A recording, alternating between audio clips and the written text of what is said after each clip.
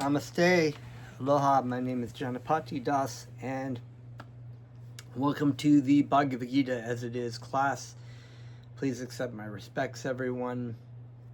I'd like to offer my obeisances to my spiritual master, Jagat Guru, Siddhaswarapananda Paramahamsa Srila Prabhupada, and to my spiritual grandfather, A.C. Bhaktivedanta Swami Prabhupada.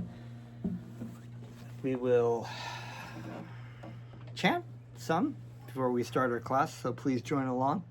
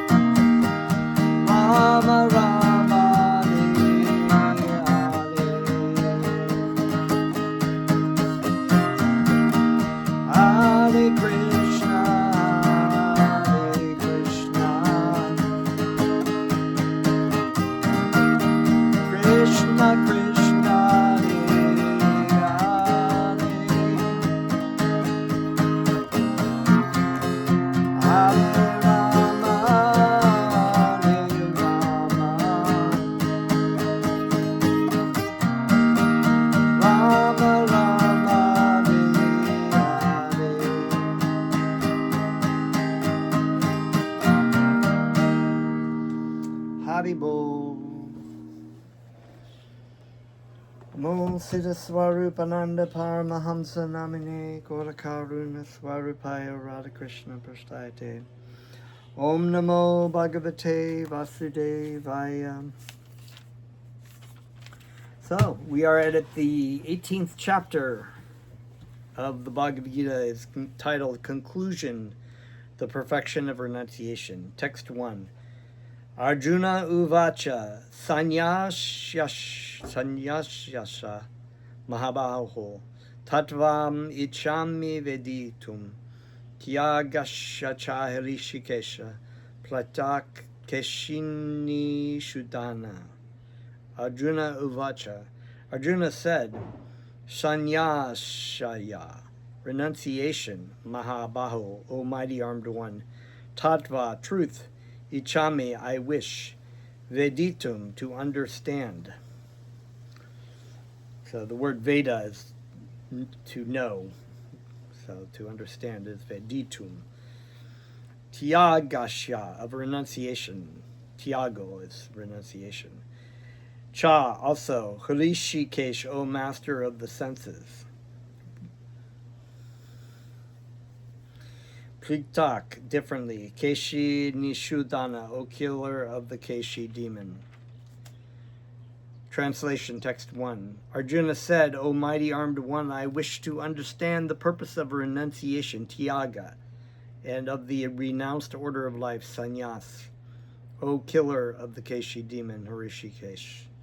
Purport. Actually, the Bhagavad Gita is finished in 17 chapters. It's interesting. I mean, I've always known that there's a conclusion in the 18th chapter, but I didn't realize it was technically done in 17 chapters. The 18th chapter is a supplementary summarization of the topics discussed before. So that's very interesting, because in chapter 2, we have the summarization of the contents, and we have here the conclusion, another summarization of the topics talked about, but which makes it very interesting since it was talked about through the whole Bhagavad Gita and now it's summarized again. In the chapter of the Bhagavad Gita, Lord Krishna stresses that devotional service under the Supreme Personality of Godhead is the ultimate goal of life. This same point is summarized in the 18th chapter as the most confidential path of knowledge. In the first 6 chapters, stress was given to devotional service. Yoganam api sharvesham. Of all yogis or transcendentalists, one who always thinks of me within himself is best. In the next 6 chapters, pure devotional service and its nature and activity were discussed. In the third 6 chapters, knowledge, renunciation, the activities of material nature and transcendental nature and devotional service were described. It was concluded that all acts should be performed in conjunction with the Supreme Lord, summarized by the words Om Tat Sat, which indicate Vishnu, the Supreme Person. In the third part of Bhagavad Gita, devotional service was established by the example of past acharyas and the Brahma Sutra, the Vedanta Sutras, which cites that devotional service is the ultimate purpose of life and nothing else. Certain impersonalists consider themselves monopolizers of the knowledge of the Vedanta Sutra, but actually the Vedanta Sutra is meant for understanding devotional service. For the Lord himself is the composer of the Vedanta Sutra, and he is its knower. And the summary, the conclusion of the Vedanta Sutras is the Srimad Bhagavatam, which was compiled and written by Srila Vyasadeva, who also compiled the Vedanta Sutras. That is described in the 15th chapter. In every scripture, every Veda, devotional service is the objective. That is explained in Bhagavad Gita. As in the 2nd chapter, a synopsis of the whole subject matter was described. Similarly, in the 18th chapter, also the summary of all instruction is given. The purpose of life is indicated to be renunciation and attainment of the transcendental position above the 3 material modes of nature. Arjuna wants to clarify the 2 distinct subject matters of Bhagavad Gita, namely renunciation, tyaga, and the renounced order of life, sannyas. Thus he is asking the meaning of these two words. The two words used in this verse to address the Supreme Lord Hrishikesh and Keshini Sudana are significant. Hrishikesh is Krishna, the master of the senses. So Krishna is the master of the senses, and so in using our senses in the material world, we need to dovetail our senses in the service of Hrishikesh, who is the master of the senses, not in the service of ourselves. Otherwise, we are known as, another word for those is Goswami. Goswami, Swami means a master, and Go means senses, and so the master of the senses is the Goswami, right? One who is the master of the senses, who is able to dovetail their senses in the use of the devotion to Krishna, Hrishikesh. But Godas, dasas means servant. So the servant of the senses is the one who uses the senses for their own enjoyment. Hrishikesh is Krishna, the master of all senses, who can always help us attain mental serenity. Arjuna requests him to summarize everything in such a way that he can remain equiposed. Yet he has some doubts, and doubts are always compared to demons. He therefore addresses Krishna as Keshini Sudana. Keshi was the most formidable demon who was killed by the Lord. Now Arjuna is expected Krishna to kill the demon of doubt. The demon of doubt, that's a good one. So doubting it's not that doubting is a bad thing when you're approaching spiritual life, but you need to come to a point where your demon of doubt is killed by Krishna, that Krishna is the source of all the purpose of devotional service. So, text 2, Sri Bhagavan Uvacha, Kamyanam karmanam niyasham sanyasham kavayo vijuhu sarvakama phala tyagam prahush tyagam vichakshanaha.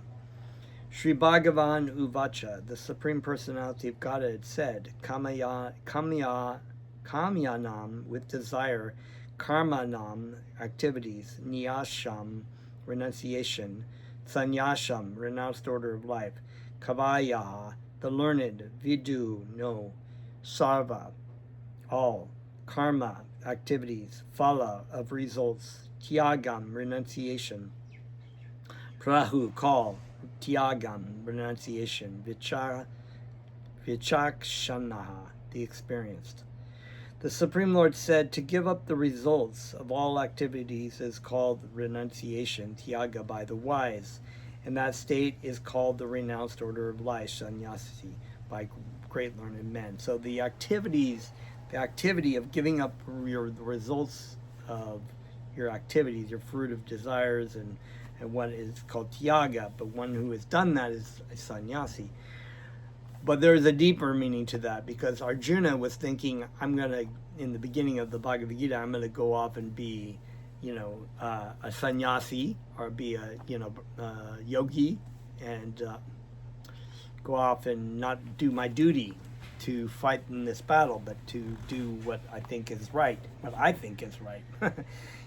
what Krishna thinks is right.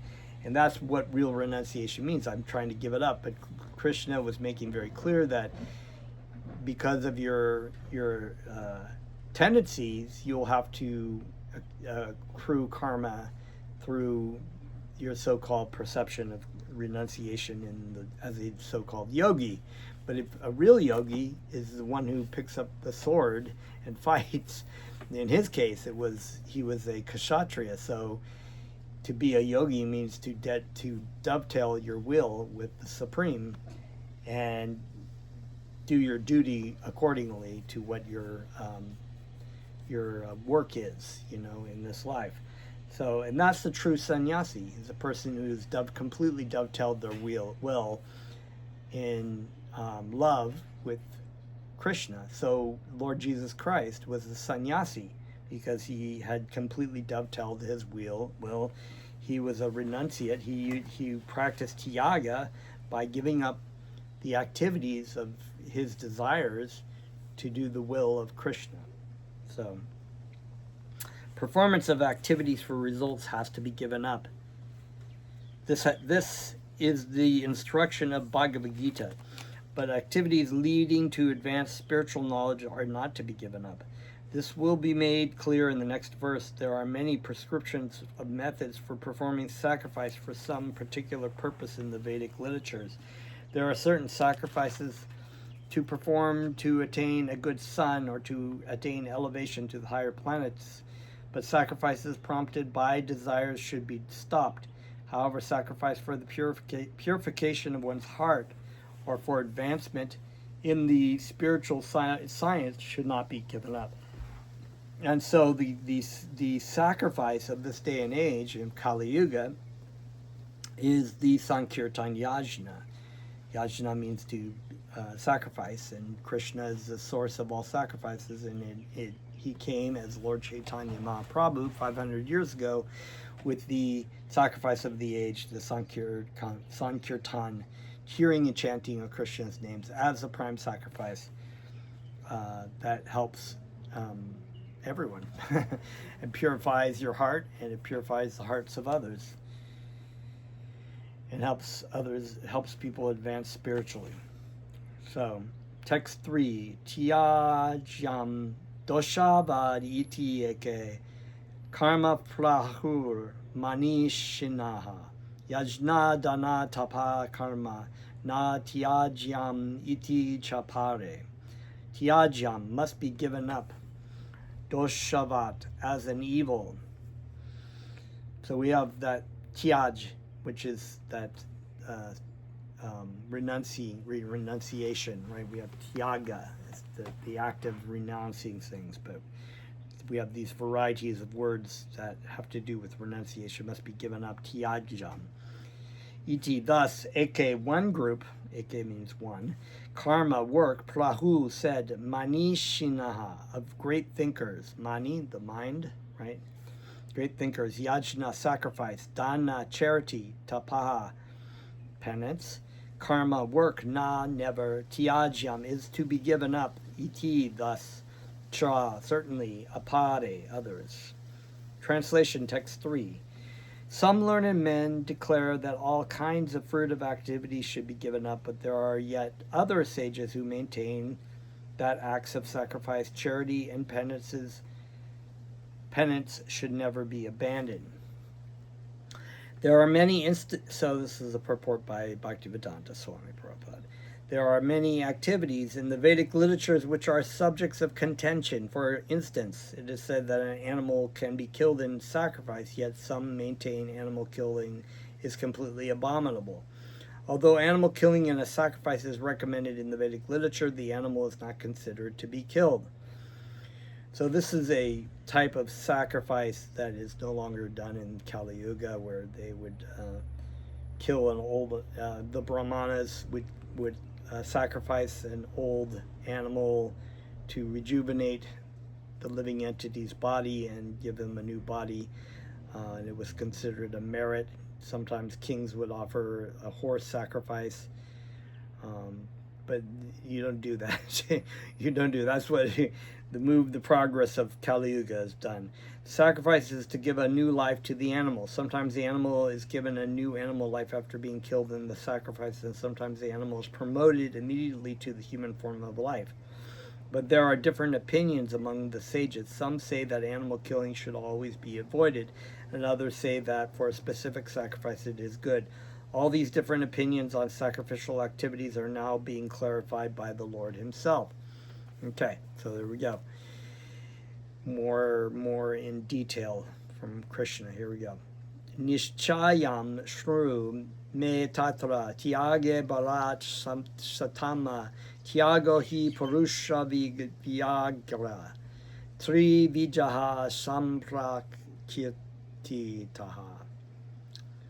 Nishchayam, certainly, shru, hear me, from me, tatra, there, tyage, in the matter of renunciation, barat satama, O best of the barats, tyaga, renunciation, he, certainly, purusha vyagra, O tiger among human beings, three vijaha, three kinds, Kirtitaha is declared. O best of the brats, this is text 4, hear from me now about renunciation. O tiger among men, there are 3 kinds of renunciation declared in the scriptures. So, we've talked pretty extensively about the real meaning of renunciation in the Bhagavad Gita, but here Krishna is going to get into it a little bit more as a conclusion of summarizing. Purport. Although there are differences of opinion about renunciation here, the Supreme Personality of Godhead, Sri Krishna, gives his judgment. Okay? So, although there are all kinds of opinions, Krishna's opinion is the high, when he says opinion, my opinion, it's always like capital N. So my opinion is the absolute truth. It's not just an opinion, like Bhaktivedanta Swami Prabhupada always says, even the drunk in the street has an opinion. So everybody has their opinion, but some opinions are worth more than others. And the most important opinion is Krishna's opinion. So Sri Krishna, so here the Supreme Personality of Godhead, Sri Krishna, gives his judgment, which should be taken as final. After all, the Vedas are different laws given by the Lord. Here the Lord is personally present, and his word should be taken as final, because he is the Supreme Personality of Godhead. He's the source of all things. So therefore his opinion is the absolute truth.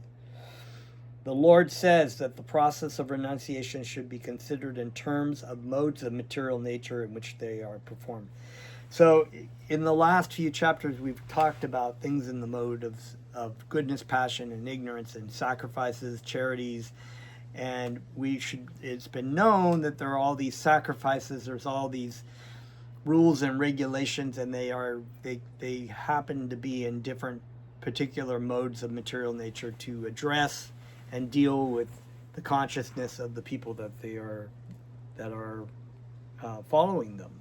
So what may be a very good thing, what may be in the Vedic system as a mode of goodness, may be impossible for someone who's in the mode of ignorance in another culture. So the sages, the prophets that have come, they've been given particular rules and regulations, perhaps in the mode of passion, or some in the mode of ignorance and passion, to come help elevate the consciousness of the people that are there, because the mode of goodness is just like, it's way over their head, So they're given what's, small bites, small mouthfuls. Yajna dana tapa karma na tyajyam karmyam eva tat yajno danam tapaschaiva pavanani manishinam. Yajna, sacrifice; dana, charity; tapaha, penance; karma, activities; na, never; tyajyam, to be given up; karyam, must be done; eva, certainly; tat, that; yajna, sacrifice; danam, charity; tapaha, penance; cha, also; eva, certainly; pavanani, purifying; manishinam, even of the great souls. Translation, text 5. Acts of sacrifice, charity, and penance are not to be given up, but should be performed. Indeed, sacrifice, charity, and penance purify even the great souls. So, to have a civilization that has a practice of sacrifice and charity and penance, even if it's in the mode of passion or a mixed mode of ignorance and passion, it's something. It's said that even the most animistic traditions, the living entities who follow those rules and regulations or sacrifices or charities to a T, with great reverence and dedication, will be elevated spiritually to another human life, or will make evolution in their spiritual progress. So it's better to have that than to have no sacrifice, no charity, and no penance. The yogis should perform acts for advancement of human society. There are many purificatory processes for advancing human being to spiritual life. The marriage ceremony, for example, is to be considered one of these sacrifices. It is called Vivaya Yajna. Should a sannyasi who is in the renounced order of life and who has given up his family relations encourage the marriage ceremony? The Lord says here that any sacrifice which is meant for human welfare should never be given up. Vivaya Yajna, the marriage ceremony, is meant to regulate the human mind to become peaceful for spiritual advancement. For most men, this Vivaya Yajna should be encouraged even by persons in the renounced order of life. So marriage is a good thing, and it should be sanctified. But the marriage has become a perverted kind of thing, and even, it's just like, well, it used to be between a man and a woman, and the definitions were very clear, but now it's sort of like, our people are not even, I don't even want to get married because they see marriage, because the idea that marriage was supposed to be, where you enjoy yourself and whatnot, but actually marriage was supposed to be, it is an ashram in itself, right? It's meant to help the two living entities support each other in their progress towards Krishna. And if they had children, then they would help bring those spirit souls and train those spirit souls to be Krishna conscious also. But where marriage kind of falls apart is where it becomes a what can I get out of this materially? But in general, the regulation of marriage was supposed to be good. And it's supposed to make civilization peaceful. For most men, this Vivaha Yajna should be encouraged even by persons in the renounced order of life. So even if a person is not following marriage and they're a sannyasi, they would encourage it for the betterment of society. Sannyasi should never associate with women, but that does not mean that one who is in the lower stages of life, a young man, should not accept a wife in the marriage ceremony. And it was a very interesting thing. My spiritual master, I was contemplating marriage because my whole life has been about me. Before I started chanting, it was like, what is this girl going to give me in this relation? If I have a girlfriend, what can I get out of her? So I was kind of started chanting, and I was like, I started having a shift in the consciousness of how I wanted to approach it. And I thought, well, I probably would be okay if I didn't get married, because I don't want it to be about me, just about me, and what I'm going to get out of it.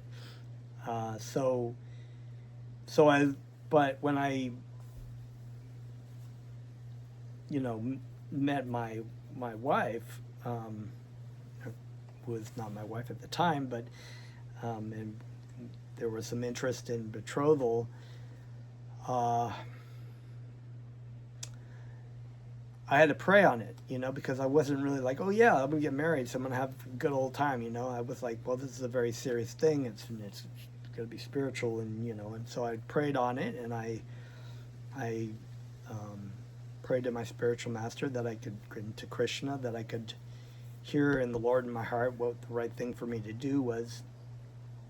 And I heard a lecture from my spiritual master that he said, well, there's those people who, want to get married, and they just get married because they just want to, enjoy themselves and get what they can. And I thought, well, yeah, that's kind of the consciousness I'd had. But he said, but there's also a lot of these other people who are like, oh, I don't want to get married because it's too much of a trip in my life. I have a good life. I go surfing.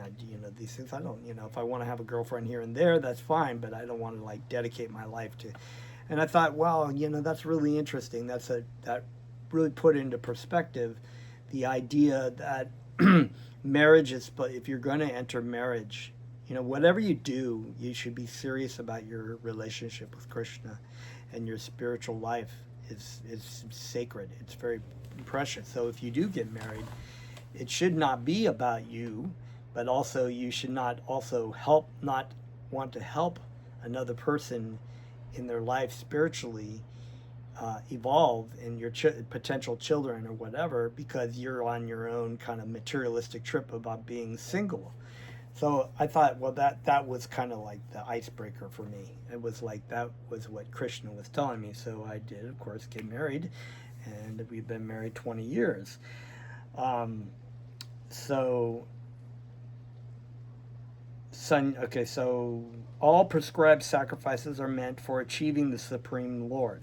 That was the main point, was that it's about Krishna and about your relationship and helping people come to Krishna. And if you can be a sannyasi and you can be single and as a brahmachari your whole life, all the better. But that's a very difficult thing to do, and you shouldn't do it just because you don't want to get married and you want to enjoy your life in the material world as a single person. Therefore, in the lower stages, they should not be given up. Similarly, charity is for the purification of the heart. If charity is given to suitable persons as prescribed previously, it leads one to advance spiritual life. So we talked about the charity and the purpose of giving charity.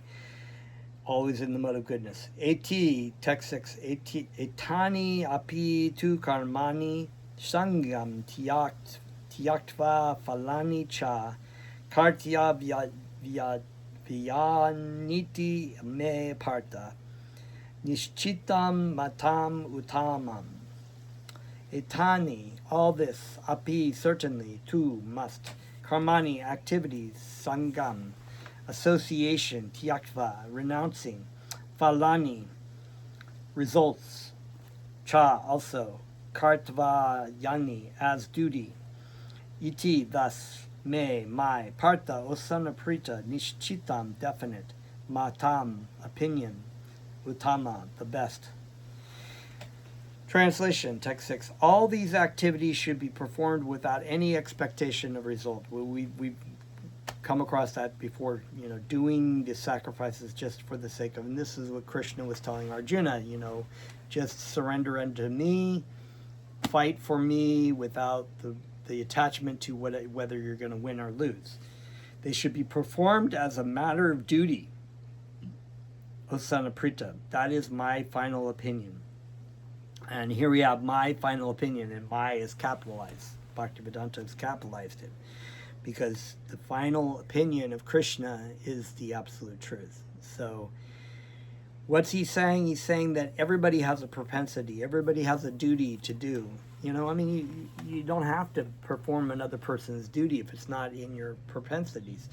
If you're a fighter, if you're a warrior, you can be a fighter for Krishna. But if you're not a warrior, you're not a warrior type, but you're maybe more of a Vaishya, or you do mercantile, you can, go out to the farmer's market and, whatever it might be. Like I'm a teacher, so I have a sort of not to, say whatever, I'm, any kind of caste system, but I'm more like a Brahmana because I have a teaching propensity. So that I'm trying to use in the service of Krishna and as a duty without being attached to what kind of fruitive activities I get from it. Although all sacrifices are purifying, one should not expect any results by such performances. In other words, all sacrifices which are meant for the material advancement in life should be given up. But sacrifices that purify one's existence and elevate one to the spiritual plane should not be stopped. So it's a matter of consciousness. There's going to be things that you're going to get from doing things in the material world, the fruit of results, but you're not attached to, what am I going to get out of that? If I do this and try to manipulate all these things, I can get more of this. But as a matter of duty to Krishna, Krishna, I offer my life to you and my activities to you, and whatever I get back is mercy of Krishna. In the Srimad Bhagavatam, also it is said that any activity which leads to devotional service to the Lord should be accepted. That is the highest criterion of religion. A devotee of the Lord should accept any kind of work, sacrifice, or charity which will help him in the discharge of devotional service to the Lord. Text 7. Niyatasya tu sanyasyaha karmano nopapadyate mohat tasya parityagas tamashaha parikirtita. Niyatasya, prescribed duties. Tu, but. Sanyasyaha, renunciation. Karmanaya, activities. Na, never. upapadyate, is deserved, mohat, by illusion, tasha, by which, parityagaha, renunciation, tamashaha, in the mode of ignorance, parikirtitaha, declared. Translation, text 7. Prescribed duty should never be renounced. If by illusion one gives up its prescribed duties, such renunciation is said to be in the mode of ignorance. So basically Bhaktivedanta. Arjuna was planning to be a yogi, and he thought of it as a mode of goodness, go off to the forest, renounce, the materialism of the kingdom that is going to come to me if we win this battle, just give up and being compassionate to the people, my friends and family members who I don't have to kill. But actually here Krishna is saying it's in the mode of ignorance, because it's unaware. He's identifying on a materialistic, in fact, everything he argues about in the first chapter is based on a material concept of thinking he's the body and that all these people are the body as well. So it's an illusion, even though it sounds good, it sounds good, he makes his argument, but Krishna breaks it down throughout the Bhagavad Gita that it is an illusion, and he has a prescribed duty by his tendencies and his abilities that to serve Krishna, even if it's not to his liking initially, okay, well, that doesn't really sound great. I'd rather just be enjoying the forest and oming in the forest, it's like, that sounds better to me than killing a bunch of people. But Krishna's like, no, there's a reason and a purpose. I need this, and so I want you to do these things for me without being attached to the result. And Krishna wants that surrender and dedication and love. So and you can see in the end game, it's better that way. Work for material satisfaction must be given up, but activities which promote one to spiritual activity like cooking for the Supreme Lord and offering the food to the Lord and accepting the food are recommended. So it's just a little bit longer, you make the food, there's the consciousness, I'm offering this to Krishna from which it came. Krishna already owns it, but I want to offer it to him in love because I love Krishna, and I offer it with love and devotion, and then he gives it back to me and shares it. This is the nature of love. So the food is still there, Krishna can eat it with his eyes, It is said that a person in the renounced order of life should not cook for himself. Cooking for oneself is prohibited, but cooking for the Supreme Lord is not prohibited. Similarly, a sannyasi may perform a marriage ceremony to help his disciple in the advancement of Krishna consciousness. If one renounces such activities, it is to be understood that he is acting in the mode of darkness.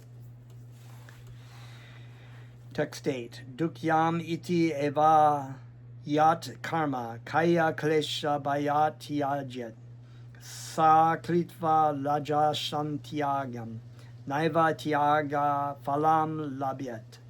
Dukyam, unhappy. Iti, thus. Eva, certainly. Yat, that which. Karma, work. Kaya, body. Klesha, troublesome. Bayat, out of. Tyajit, fear. Saha, that. Kritva, not doing. After doing. Rajasam, in the mode of passion. Tyagam, renunciation. Na eva, certainly not. Tyaga, renounced. Phalam, results. Labyat, gain. Text 8. Anyone who gives up prescribed duties as troublesome or out of fear is said to be in the mode of passion. Such action never leads to the elevation of renunciation. One who is in Krishna consciousness should not give up earning money out of fear that he is performing furtive activities. So again, once Arjuna's point was that, I shouldn't be fighting because killing is wrong. Killing my relatives is wrong, but actually, or sometimes people have to go out and do things. They have to be in that sort of mode of passion environment to make money, but they're using the money for Krishna. So, like, for example, I go out and teach I'm not talking about Krishna. I'm not, preaching Krishna consciousness to to my students. Although I may, sometimes bring prasadam to give to the kids, but that activity is my sacrifice. I'm doing the best I can. I'm doing my activities to the best of my abilities, and I'm not afraid because I know that I'm not going there doing that for myself. I'm doing it for Krishna. And so that's the consciousness. If one, by working, one can engage his money in Krishna consciousness, or if by rising early in the morning one can advance his transcendental Krishna consciousness, one should not desist out of fear or because such activities are considered troublesome. Yeah, there are some things that are challenging, like sometimes, in the past I've been, when I was a brahmachari or, different places, I would have to get up really early, take a cold shower, and when I'm really sleepy, maybe I got 4 or 5 hours of sleep, or it's troublesome because sometimes I have to do my japa and I'm tired and I just want to go to bed, but I've made a responsibility. And so being in the, to say, oh, I'm not going to deal with that right now, or, I'll just sleep in because it's troublesome. That's a mode of passion. The result of passionate work is always miserable. So you may get your sleep, you may get a warm shower or whatever, but in the long run, it's really not that great. Even if a person renounces work in that spirit, he will never get the result of renunciation. So it just makes him more and more attached and less likely to make sacrifice. Whereas practicing in the in these things, these austerities, these sacrifices over and over again builds strength and endurance that you can get up and do it. It's not difficult for you to do it because you've been doing it every day. It's kind of like when you go to the gym, for example, exercise, that's an example, because that's a challenging one for me. If I don't do it, I don't want to do it even more. So I have to kind of force myself to do it. But once I get going and doing it, I feel great. I feel really good. And I've got some strength and endurance, and I can keep doing it without having trouble being a trouble. Text 9. Karyam iti eva yat karma niyatam kriyate juna sangam tyaktva phalam chaiva sa tyaga satviko mataha. Karyam must be done, iti thus, eva thus, yat that which, karma work, niyatam prescribed, kriyate performed, Arjuna o Arjuna, sangam association, tyaktva giving up, phalam result, cha also, eva certainly, sa that, tyaga renunciation, satvikaha in the mode of goodness, mataha in my opinion. But he who performs his prescribed duty only because it ought to be done and renounces all attachment to the fruit, his renunciation is of the nature of goodness, O Arjuna. Prescribed duties must be performed with this mentality. One should act without attachment for the result. He should be disassociated with the modes of work. A man working in Krishna consciousness in a factory does not associate himself with the work of the factory, nor with the workers of the factory. He simply works for Krishna, and when he gives up the results for Krishna, he's acting transcendentally. So, it's like there are things like, for example, if I'm teaching, I have other teachers. They bring meat, they bring food. They go and they have a party and there's alcohol or whatever. But I don't partake in that. Or if I go to the party, just because I have to do so for my work, I'm just not attached to, oh, I'm not here, have some meat, no, it's okay, I'm a vegetarian, and if they're engaging in a kind of banter of talking nonsense, I'm not really attached to it, I don't engage in it. I just do what I need to do for work, and I'm separate myself, and I don't get, just like Bhaktivedanta Swami says, you don't associate yourself with the work of the factory. You're not associated to the factory. That's just your job that you're doing, and you're taking the results and giving them to Krishna. And you're thinking of Krishna and Krishna consciousness, and when you do these activities. Text 10.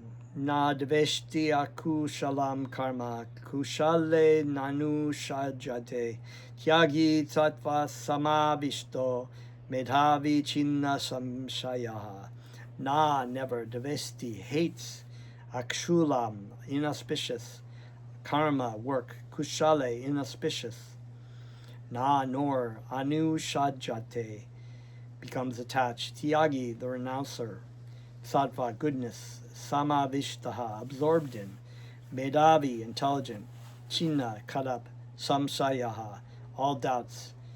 Translation: those who are situated in the mode of goodness, who neither hate inauspicious work nor are attached to auspicious work, have no doubts about work.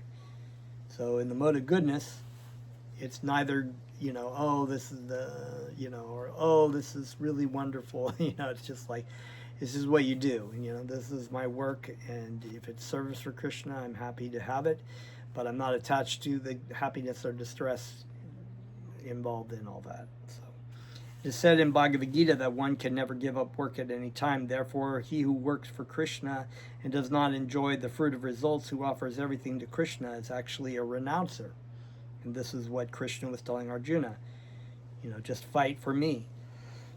So Arjuna fought to his best ability for Krishna, not because he was like, oh, I want to get my kingdom. We're going to enjoy the kingdom. Or, oh, I don't know, I don't really want to do this because I don't want to kill people. And, he was like, no, just very focused. Okay, do my duty. My duty is to eliminate the demoniac factor in here, and that's what I'm going to do.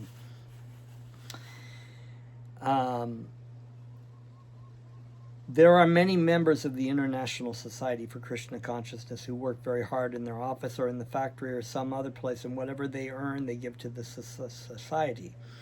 Such highly elevated souls are actually sannyasis and are situated in the renounced order of life. It is clearly outlined here how to renounce the fruits of work, and for what purpose of fruits should be renounced. And there's a lot to be said about that. Bhaktivedanta Swami Prabhupada and any lover of Krishna doesn't really, it's not about even the society or the organization by which the spiritual master may be working. Our spiritual master is not associated with this ISKCON. We wish them well, but that was Bhaktivedanta's, and maybe there might be spiritual masters in the future who don't identify with our spiritual master's organization, but follow the precepts of Krishna consciousness. And so it's not about, being on a team or being on this organization or that organization, although, at the time, or even maybe over time, you may be using the organization to facilitate the spreading of Krishna consciousness, so therefore it's good. So the point being that was Bhaktivedanta was saying here was that people have jobs, and they have things that they have to do, and they will act in the way of being conscious of Krishna in their activities and give the results accordingly to what is facilitating the spread of Krishna consciousness at the time. It's not like, what I wanted to say, it's not like being in an organization makes you holy. That's the point. But it's the attitude, the consciousness. You can be in the organization or out of the organization. You can be using the organization or just doing your own thing, following your spiritual master's instructions. And so, and this is, our Guru Dev didn't stay with the International Society of Krishna Consciousness because there were demons who were causing problems to Bhaktivedanta and to him, and he just decided to step out of that, and that's completely acceptable. Nahi deha brita shakam, this is text 11, Tyaktum karmani eshe shata Yash tu karma phala tyagi. Sa tyagiti abhidyate. Abhidyate. Abhidyate. Nah, never. He certainly. Dehabrita of the embodied. Shakyam impossible. Shakyam possible. Tyaktum to renounce. Karmani activities of Esheshataha. Altogether. Ya to anyone who.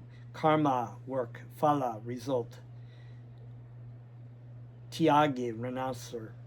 Shaha he. Tyagi the renouncer. Iti thus. Abhidiyate. It is said. It is indeed impossible for an embodied being to give up all activities. Therefore, it is said that he who renounces the fruit of action is one who has truly renounced.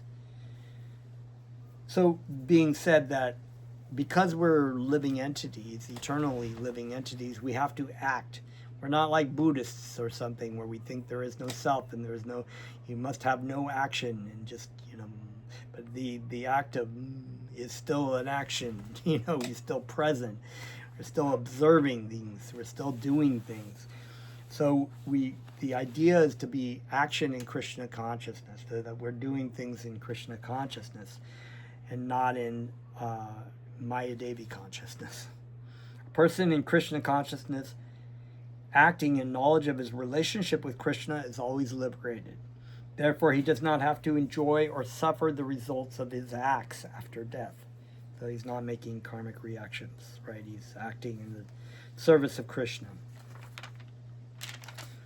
I think we can squeeze in one more. Text 12. Anishtam istam mishlam cha. Trividam karmana phalam. Bhavati atyaginam pretya. Natu sanyashinam kavachit. Anishtam, leading to hell. Ishtam, leading to heaven. Mishlam, cha, or mixture. Trivijam, three kinds. Karmana, work. Phalam, result. Bhavati, becomes.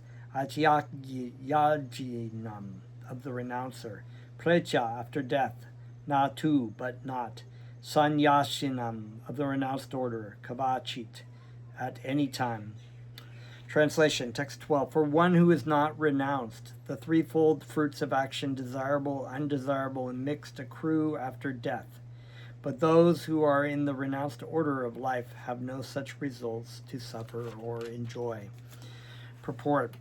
A person in Krishna consciousness or in the mode of goodness does not hate anyone or anything which troubles his body. He does work in the proper place and at the proper time without fearing the troublesome effects of his duty.